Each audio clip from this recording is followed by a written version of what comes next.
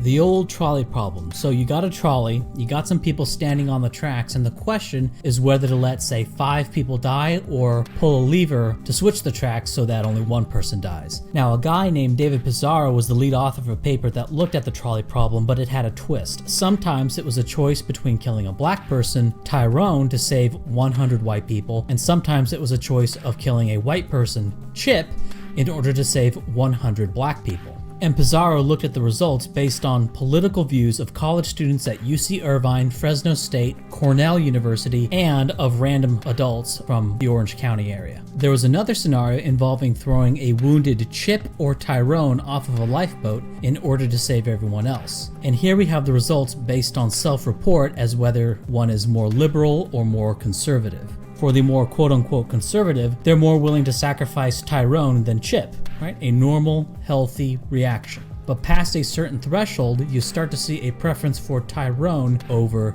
Chip. Now, a problem with the study is that there's no real breakdown of the race of these respondents. However, there was another study looking at the tolerance for collateral damage in war, and the responses varied whether or not the collateral damage was on Iraqis or quote-unquote Americans. And past a certain point on the scale, respondents were more likely to sacrifice American lives than quote-unquote Iraqi lives. Now, this isn't a racial question, but it fits a pattern of xenophilia or outgroup preference among what is called the left. In an event on the matter, Pizarro talks about how people react to questions about race and nationality affecting their choices on who to kill. Quote, another finding we got is, if you're curious, that some people, when we presented these results, would say, well, you know, liberals are right because, in fact, a black life is worth more than a white life. These were white liberals from New York City, Chicago, just so you know. Fair enough, maybe that's the case for these people, but overwhelmingly our participants, when asked, deny that this is the case. Now, in-group preference is totally natural. If you're white and you are more likely to sacrifice Tyrone than you are to sacrifice Chip, that is something innate. That is something neurotypical. And if anyone tries to tell you otherwise, that there is something wrong with you for favoring your own, they're actually trying to classify a kind of mental illness as normal and that which is normal as a mental illness. Let's talk about the Sierra Club. The Sierra Club used to be against immigration to the United States. Why wouldn't they be? More people means more pollution, and if one area of the world is overpopulated and those people leave for another country, well, now there's more room in the other country for it to get overpopulated again. So prohibiting the free movement of people is probably the most important thing you could do to protect the environment. And it's sort of intuitively plausible given that people are the ones that destroy the environment. But over time, the Sierra Club changed its tune and came to support open borders. They came to put brown people over the environment. We can also look at the AFL-CIO, how they used to be a labor union who wanted an economy built around labor that didn't just treat labor as an input to maximize profit, but labor as the end in itself. However, eventually the unions came to side with big business in favor of open borders. Big businesses love open borders because it makes it so labor can't organize anywhere. All these communists and anarchists are thus useful for the establishment when their energies are directed at open borders agitation. The unions have decided that having brown people in the United States is more important than having organized bargaining power. And of course, now that they destroyed their own ability to organize labor by opening the borders, the labor unions themselves are basically non-existent. One thing that people who call themselves leftists tend to like to imagine is that they support universal health care. Well, the state of California, which is overwhelmingly brown and Democrat, and so you know they really wanted this to work, did an investigation to figure out how to pass universal health care in California. And they came to the realization that they simply could not afford it. They can afford it in Denmark, they can afford it in Norway, in Iceland, even in Sweden for the time being, but they can't afford it in California. Also, yes, as it happens, Democrats tend to support universal health care more than Republicans, but that's just inertia from the past. When you tell Republicans and Democrats that universal health care is Donald Trump's idea, they end up supporting it at about the same rate. For now, sure, more Democrats support universal health care, all else being equal, because that used to just kind of be what the Democrats did. But given how big these swings are, this doesn't appear to be something inherent in the kind of people who support Trump.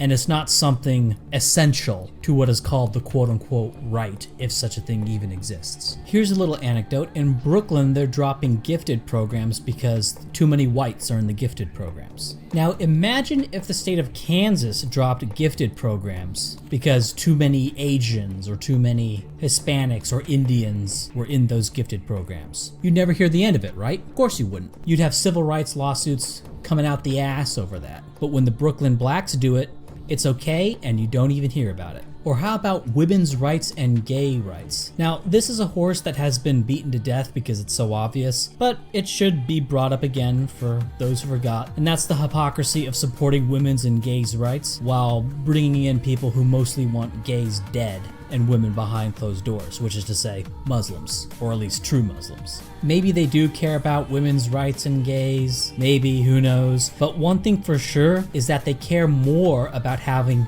brown people in Europe than they care about women and gays. Also, atheism. That's another thing that liberals, quote unquote, like to push, or at least they used to push. It was atheism. They'd constantly rail against the mostly fictional menace of extreme Christianity in the United States, and now they want to bring in Muslims, one of, if not the most religious population on the planet. But increasingly, as the United States gets browner, you're starting to see secularism get dropped because atheism, that was one of these like white liberal things. Remember when abortion was a huge election issue and the moral majority was this cup of trembling? None of that matters anymore. None of these things are coming up anymore. It's all about race now. It would be a hell of a task, but I think it's possible to get rid of this notion of left-wing or liberal. This may be a silly thing to reach towards, but I think in fantasy lore like Warhammer and Lord of the Rings, what's going on there is actually a lot clearer. Because when they're talking about their fantasy universes, they're not bounded by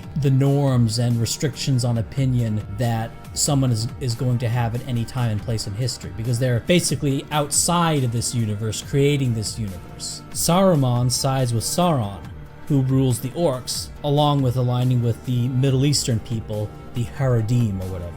Those who betray their people and side with Sauron and the wizard Saruman are the most despicable of all. Or in the Warhammer series, those who become corrupted by the chaos and join a multicultural alliance of chaos along with the orcs. Now, the orcs, of course, they don't have to be corrupted by the chaos because they fight alongside the liberals because that's just what blacks do. The natural human instinct is to view those corrupted by chaos or those who sided with Sauron as traitors. So you have someone who values the Iraqis over the Americans.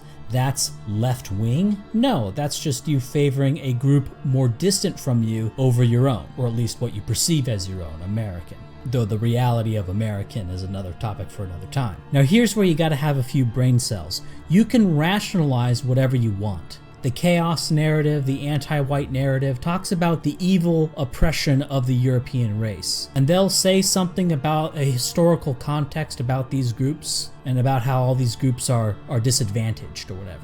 And if you ever question this group narrative, if you ever question this historical narrative, well, you're treated like a heretic.